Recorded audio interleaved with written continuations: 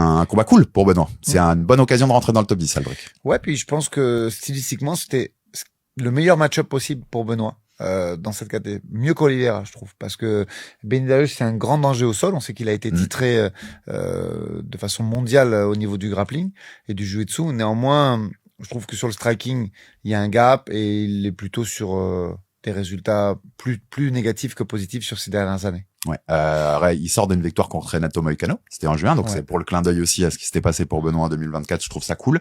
Avant ça, il y avait 2 défaites contre Tsarukyan et Oliveira, à chaque fois au TKO au round 1.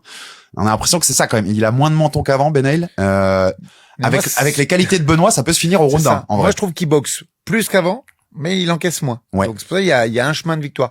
Et pareil au sol, je trouve qu'il a plus un sol de position que de finalisation. Donc globalement, après ça reste un combat très dur. Hein. Ouais.